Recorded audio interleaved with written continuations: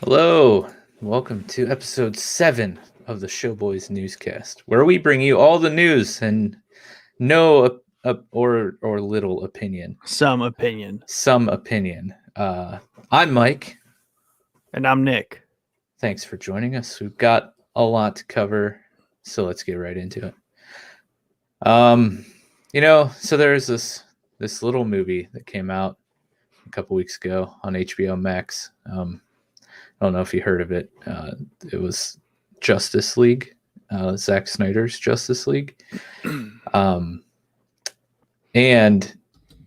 ever since, it's just been a monsoon, a torrential downpour of DC news / rumors. So I apologize, but I also don't apologize that the entire front half of this episode is all crazy DC news or rumors, and it's all exciting to me. So let's get right into it. Picking up from our last episode on movie release strategies.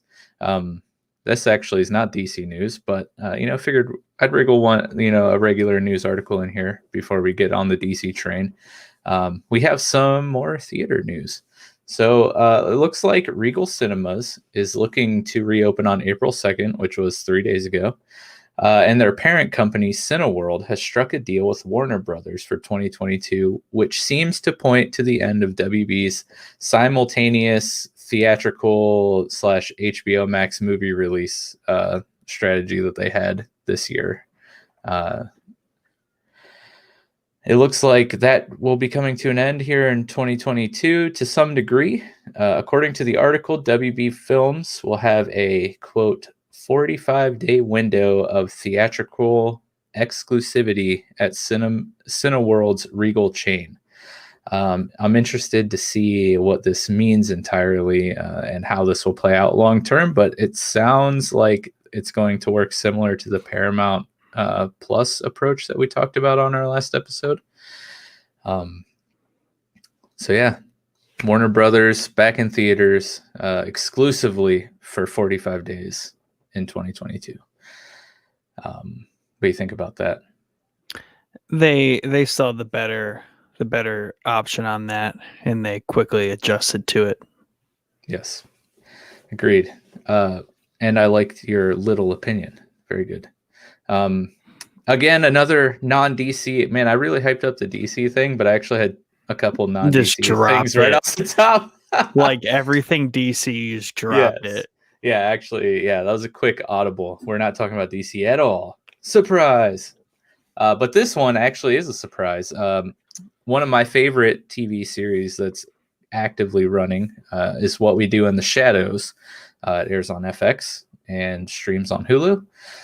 But this What We Do in the Shadows universe, I like to call the Shadows universe, is getting an HBO Max spinoff. So the Shadows universe is continuing to expand with the announcement of the new CW / HBO Max series, Wellington Paranormal.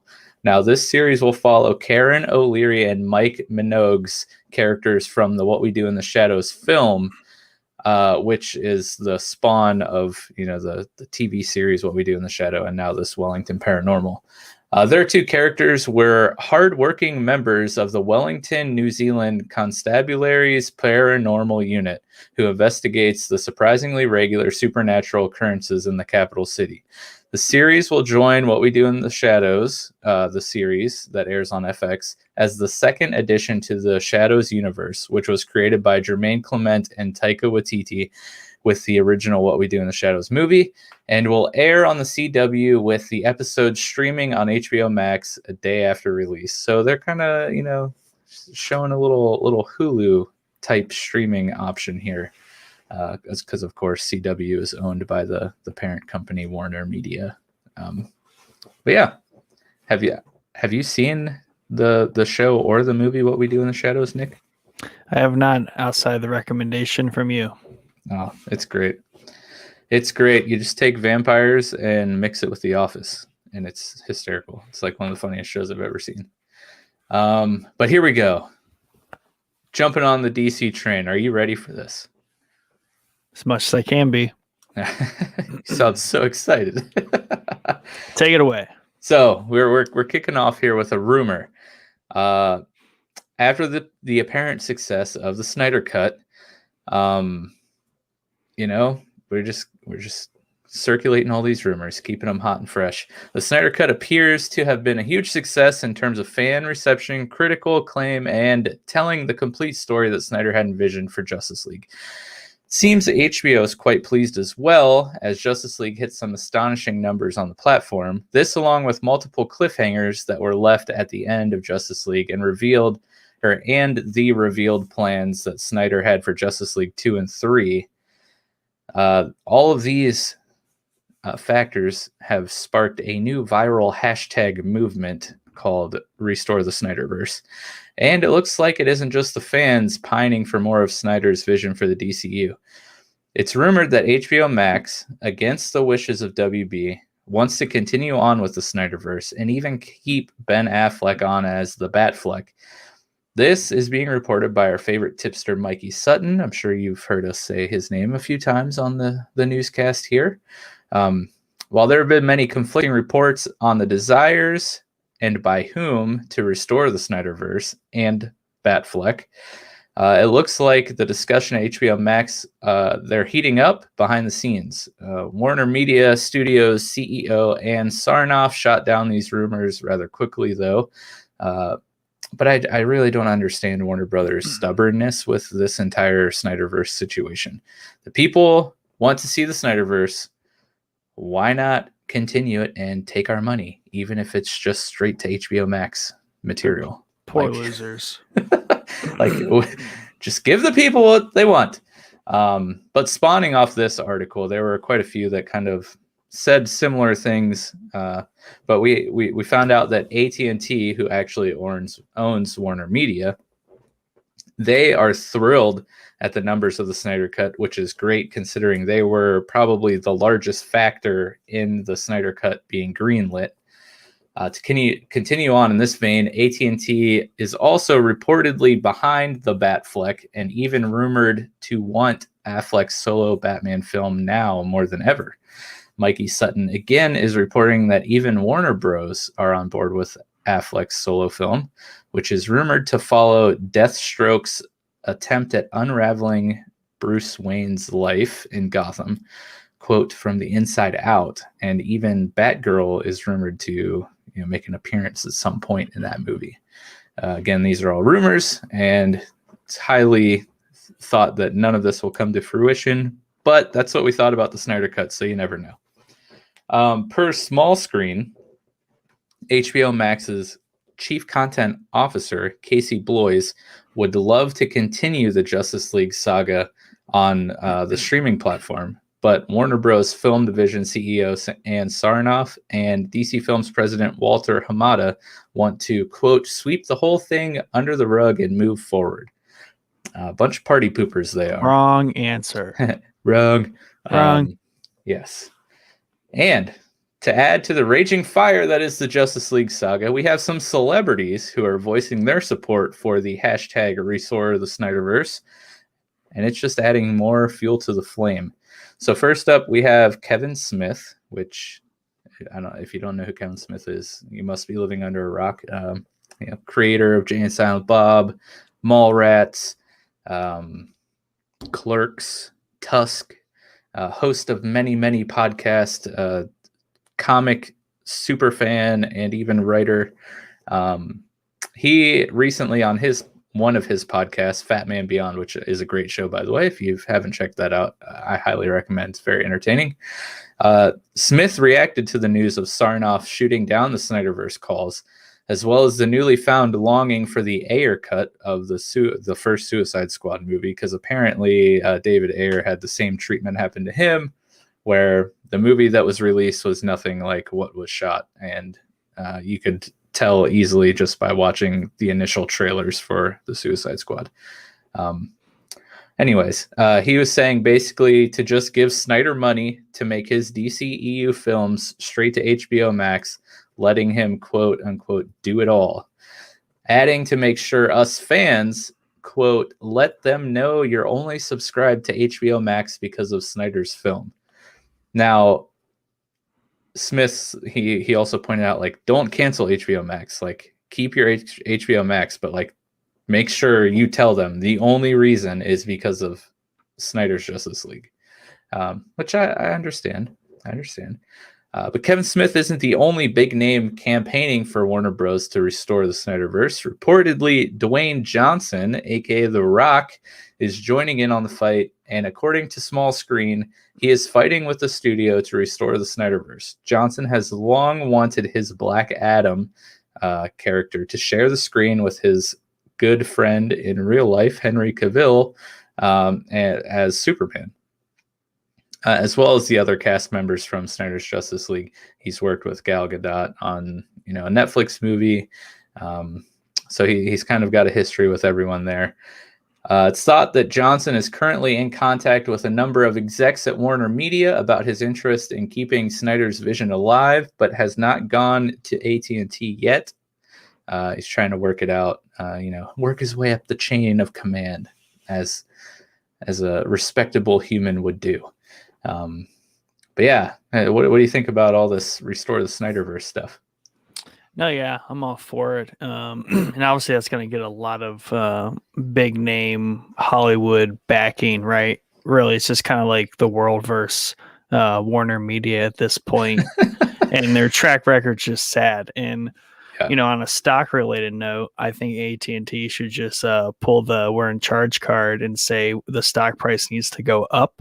So therefore, restore the Snyderverse, and that has direct impact on my investment there. Yeah, AT&T's like, we like money. Quit being idiots. Money. You know who else likes money? Our investors. You know what investors like? Movies. Yes. It just makes all the sense in the world. Even if it's not like Kevin Smith suggested, if it's just straight to HBO Max, like original content, like I'm fine with that. I mean, I would love to see the stuff in theaters, but I'll take what I can get. Yeah, I mean, anymore, just do your version of whatever DC is, Warner Media, and release it to movie theaters. Have your go with the numbers there. Yeah, watch them fail miserably. And just do the Snyder stuff and all the other stuff you don't like for whatever reason, right to HBO Max, and let's see who wins. Yep, agreed. Challenge. 2 timelines too. That's pretty nice, clean and cut. Well, we'll get to that in a few articles. No. But first, speaking of Black Adam and Dwayne Johnson, the Black Adam movie is set to start shooting next month and is aiming to hit theaters in July of 2022, thanks to a new teaser dropped by The Rock himself. So, The Rock, he teased the Black Adam movie by blacking out Times Square and just having the Black Adam logo up on all the screens, which was kind of cool.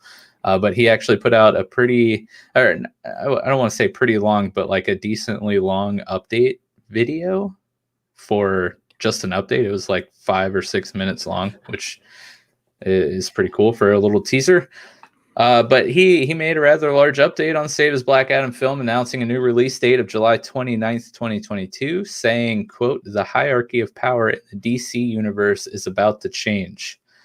This movie follows the DC anti-hero Black Adam, who is played by Johnson himself, and will include Hawkman, who is played by Aldous Hodge, Atom Smasher, played by Noah Centineo, Cyclone, played by Quintessa Swindell, Dr. Fate, by Pierce Bronson, and Sarah Shahi and Marwan Kenzari in unknown roles." This teaser / update video was very awesome and got me very hyped. I mean, when you bring The Rock on to your movie, if he's all about it, he's going to be your biggest like self-hype, internal hype machine there is, because it's just what he does. And he wants to see his movies just go bigger than life as much as he is bigger than life. Right. And it's rumored that he has like complete creative control over this. He would. And he wants Black Adam to go up against the Justice League, right?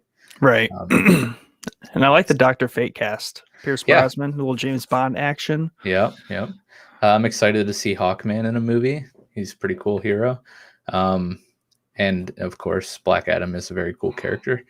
Sticking in the realm of Black Adam, we have some casting news for Shazam: Fury of the Gods. So Shazam and Black Adam, they kind of have a thing together. And by thing together, they're like enemies, similar power source, etc., etc. But Helen Mirren has been scooped up to play the villain in Shazam's Fury of the Gods. Her character will be Hespera, a daughter of Atlas, and this is a character who does not seem to exist in DC Comics. So that's kind of interesting. I'm okay with that. Mirren joins Zachary Levi. I never know how to say his last name, which it looks like a simple last name, but words are hard sometimes for me. But anyways, he will be reprising his role as Shazam. Asher Angel as Billy Baston. Jack Dylan Grazer and Adam Brody. See, words are hard. They are returning as Freddy. Yvonne Armand and DJ Catrona as Pedro. Wow, I'm butchering this. Faith Herman and Megan Good as Darla. Grace Foulant and Michelle Borth as Mary. And they are also casting Rachel Zelger in an unknown role. So basically, there's a child and adult actor for each character because. And have you seen Shazam or know anything about Shazam? No, but I think I need to now. Okay, so basically, like, these children acquire superpowers from like ancient gods like Atlas, Zeus, etc. And so when they turn into their superheroes, they're like adult superheroes. So Zach Levi, I'm calling Levi. He plays the grown-up superhero version of Billy Batson. So yeah, that's exciting news. And while we're talking about confirmed DC movies, we have a list of every DC movie that currently has a release date. This goes through June of 2023 so far. So there are 6 DC movies that are confirmed to be releasing with actual release dates. And those are The Suicide Squad, directed by James Gunn. That will be releasing on August 6th of 2021. This will follow HBO's current strategy of releasing movies. So it will release simultaneously in theaters and on HBO Max. Next up is The Batman, directed by Matt Reeves. That will be in March 4th, 2022, starring Robert Pattinson as Batman. Black Adam, July 29th, 2020. That is not right. That's supposed to be 2022, starring Dwayne Johnson. The Flash, directed by Andy Muschietti, November 4th of 2022. Aquaman 2, directed by James Wan, December 16th, 2022, starring Jason Momoa. The Flash, obviously starring Ezra Miller. And last but not least, Shazam: Fury of the Gods, June 2nd, 2023, starring our pal Zachary Levi. So real quick regarding the Snyderverse. If you're not going to continue on with the Snyderverse, why are you still using Jason Momoa and Ezra Miller reprising their roles of their Snyderverse superheroes? They have no clue what they're doing. Like, either blow it all up or continue it. Like, don't do this mishmash of whatever is going on. Also, what's the Suicide Squad? Like the one that came out 3 years ago? Okay, so it's not a reboot, but it's also not a direct sequel. But it's so like is it Harley the Suicide Squad and the other one was just Suicide Squad? Yeah, exactly. Because wow. that makes everything clear. But Harley Quinn, Margot Robbie is returning as Harley Quinn. I don't remember. I think it's Captain Rick Flag, the non-supervillain person who was part of Suicide Squad. He is returning, reprising his role. But then there's a whole slew of other supervillains that are becoming part of the Suicide Squad. And the trailer actually looks awesome. I mean, James Gunn did Guardians of the Galaxy, so Yeah. just think of that, but Suicide Squad. It's going to be awesome. It looks insane. But here we go. We got 2 more pieces of DC news, and then I will shut up for a while. We just talked about several movies being born, and as with birth, of course, eventually comes death. And WB has pulled the plug on a couple of DC movies. With a heavy heart, I come to announce the death of 2 anticipated, some might say highly anticipated DC film projects at the hands of WB. Being James Wan's Aquaman spin-off movie, The Trench, and Ava DuVernay's New Gods film. Right now, in the current landscape of the DCEU, there isn't quite a spot for these 2 films, like in the larger scope of things. So like their reasoning is these movies just don't make sense at this moment. But they haven't they left it open-ended as, they may return at some time if they're needed. Right. But the New Gods movie kind of, Zack Snyder's Justice League is confirmed to not be canon, according to pretty much everyone, even though it needs to be. But the New Gods movie would, have direct reference to Darkseid's story. Mm-hmm. So, if the Snyderverse were to continue on, that movie would make 1,000% sense. Like that needs to be made. So who knows? I'm actually sad because the Trench movie would have been really cool. They were going to really lean into the horror element. I don't know if you remember the Trench from the Aquaman movie, but when they're like out in the ocean on the small boat and like it's storming and all those like black creatures are coming out of the water, like those are the Trench. Yeah. So I was going to like focus on that, which would have been super cool because James Wan is like a great horror director. So I would have loved to have seen that. And of course, the New Gods film would have been great. But here we go about separate timelines, Nick. As if WB's DCE wasn't convoluted enough, there are reports that Matt Reeves' The Batman is actually set on DC's Earth 2. So DC, as with Marvel in the comics, they have the multiverse and, numerous versions of Earth. And as being reported by THR, they claim that the Batman is set on DC's Earth 2 and will be an outlier in WB's multiverse approach to the DCEU and will be, quote, unconnected to the rest of the DCEU. The plan here is to build its own mini universe on Earth 2 that could potentially lead to like a mega crossover event with the main DCEU and like Earth 1 or whatever Earth the main DCEU is in. Robert Pattinson is young, so they have a lot of time to develop his Bruce Wayne and Batman character here on Earth 2. But here in the Batman, Pattinson is set to face off against the Riddler, who is going to serve as kind of the primary villain threat in the Batman.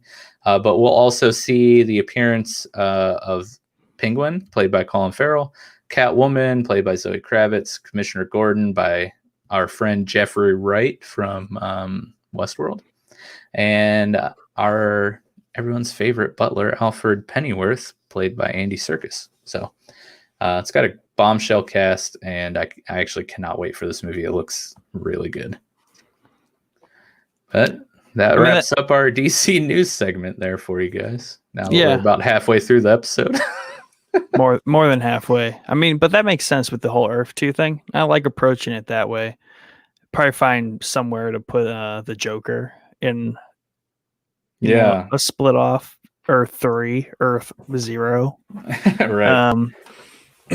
But moving on the other side of the superhero verse, I'll touch on some MCU news just a little bit. But Hawkeye Disney Plus series is in development. This is going to be focusing on the Avengers, the time after Avengers Endgame, where he retired to settle down with his family. The series will follow Hawkeye as he trains his replacement, but it will also have flashbacks, most likely, to the unseen 5 years when he was separated from or between Avengers Infinity War and Endgame. So kind of the snap and the blip. Yeah, so dealing You know what? those that snap, repercussions. This is great because Jordan and I have been talking about this on the Falcon and Winter Soldier companion series. We both love how WandaVision and Falcon and Winter Soldier have touched on this time period. And we kind of speculated about Hawkeye last night, actually. So that's amazing. Yeah, I imagine there's going to be just a lot of those moments where he's like moving forward and they're just going to like jump back. He was a real reflective, flashbacky kind of character anyways, just because he wasn't a principal character exactly. Right. So they had to fill in other ways. So I'm sure that will be pretty good. And then the other one is there is a Vision series in development, and that is going to cover the events directly after WandaVision. So we'll be looking at the previously White Vision as he emerges as the Vision. Ooh, interesting. Yeah. I like that they're sticking with that because I like that little development there with Vision and Vision and Vision. That's enough of that. We might be done with superheroes for this cast, but moving on, Netflix has struck a $450 million deal to produce 2 sequels to Rian Johnson's Knives Out. Hey. Johnson will be, of course, heading up as director once again, and he has already recruited Daniel Craig to reprise his role. And this will serve as a solid transition for Craig as he moves on from the James Bond series. So that's very exciting to see Craig very smoothly transition into what could be, more than 3 movies. I don't know. Yeah, his character in the first one was really good. I enjoyed it. Yeah, it's great. Love him and love that character.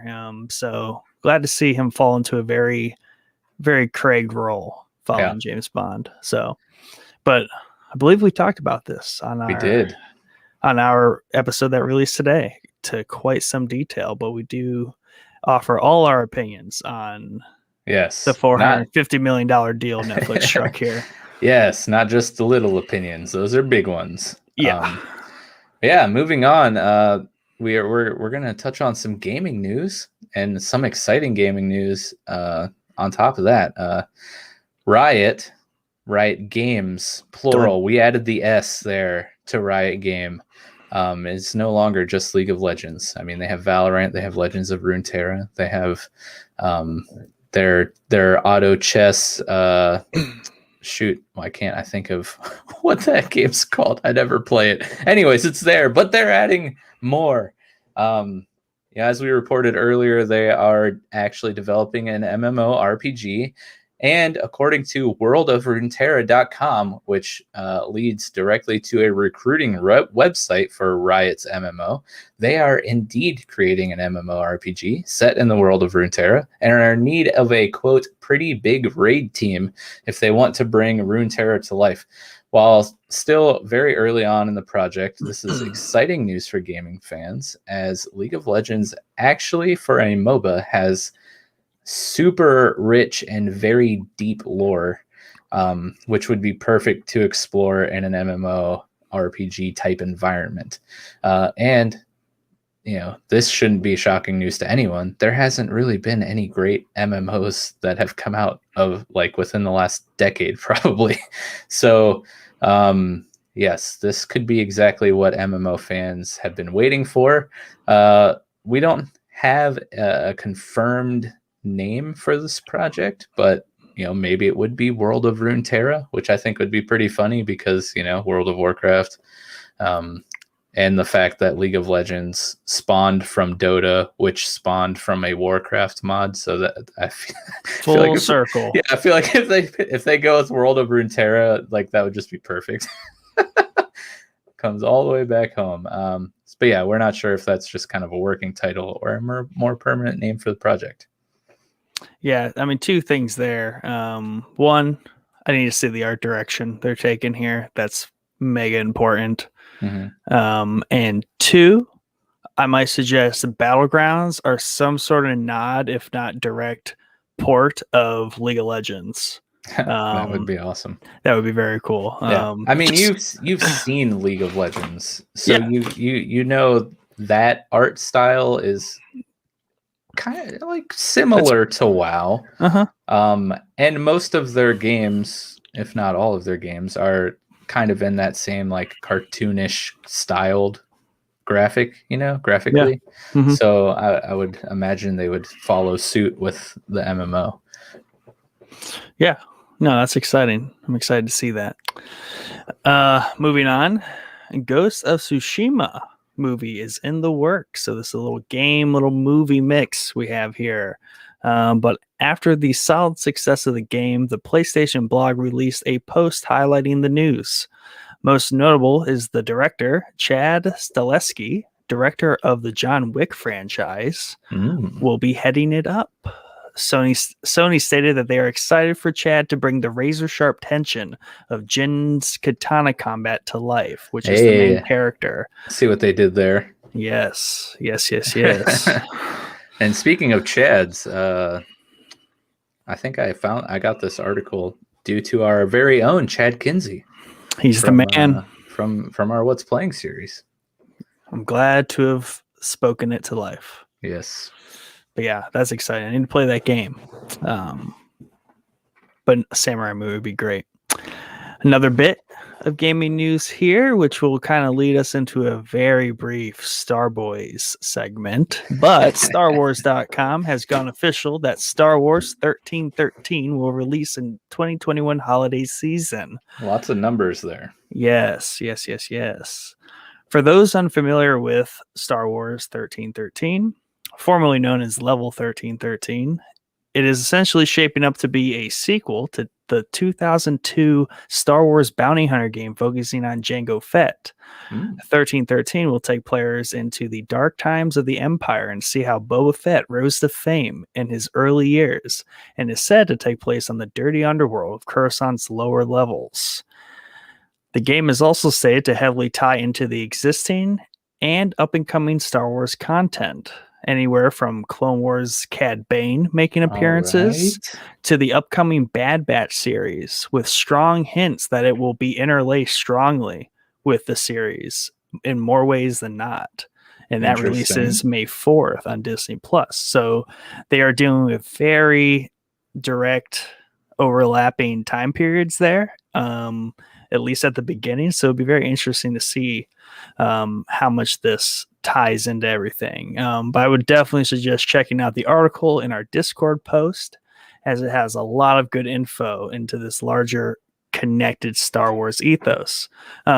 Even in the article, I think the devs even made mention of at the time when they were told to resurrect this game, as this game has kind of been on the radar for 5+ years now, if not more.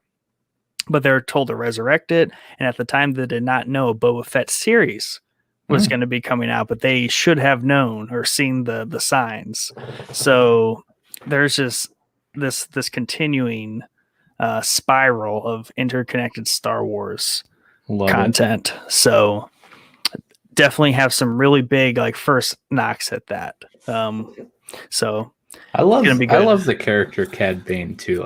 He's one of my favorite. He's great. I hope they find some other use for him.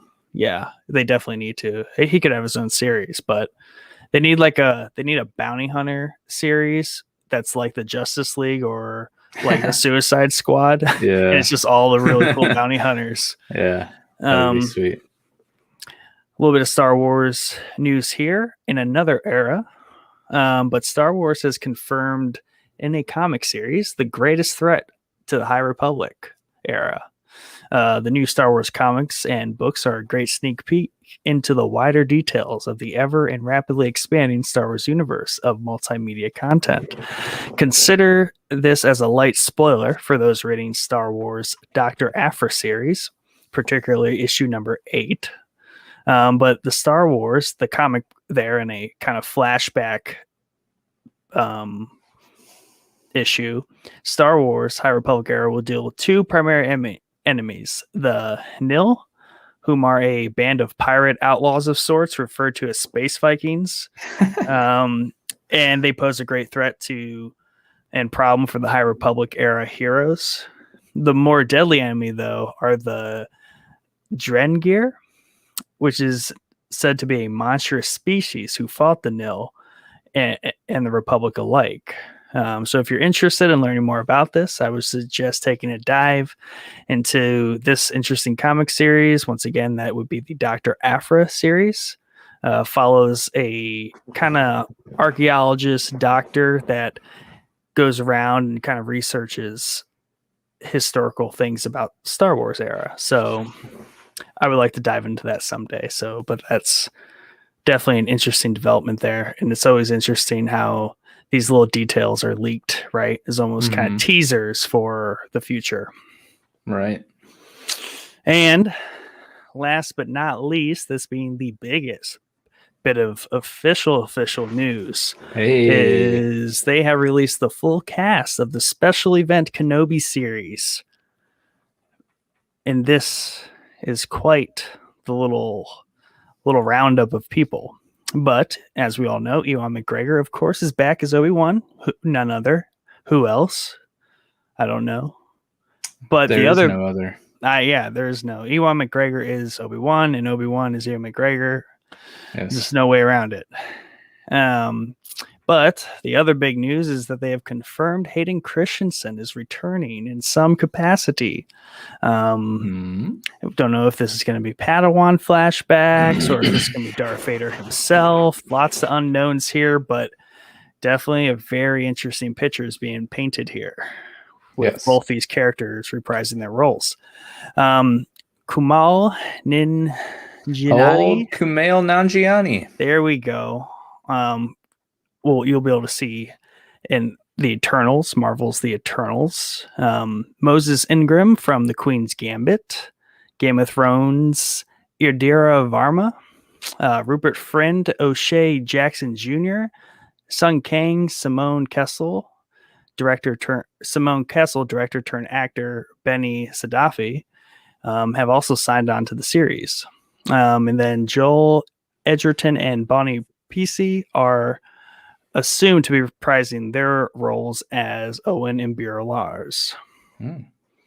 So, lots of names there. Big old mess. There's an official image of all of their portraits released. So, it's about as official as it gets. So, that's exciting to lock in that as that ever approaches. Yes. Highly anticipated. For sure. Cannot wait to watch Kenobi. You got anything else? No. All right. I got all mine out on the front end there. Okay, good. Maybe we'll have to have an episode about DC someday to let you really string it all out. Yeah, we'll go with that. Anyway, once again, thank you for joining us. We hope you found this both entertaining and informative. Please remember to like, share, and subscribe everywhere you consume our content. Find all the places we publish content on our link tree, which is linktr.ee/showboyspodcast. Be sure to join in on our Discord server and become a member of the Showboys community to hang out with the Showboys staff and other listeners, as well as get some cool perks such as being able to see all of the articles we had to choose from for this episode of the newscast, but weren't able to squeeze in the episode. All the article links covered in this episode and the others that were not will be available in Discord. So yeah, make sure you join us. Duly noted. And if you have anything you would like us to cover in more detail or include in the show here, please comment where available or email us at showboyspodcast@gmail.com. And as Mike said, join us in our Showboys Discord. Yes. And we're going to get out of here, go play some Valheim. I'm pretty sure. Gotta go. Yes. Have a great night. Thank you for tuning in, and we hope to see you next time. Have a good evening.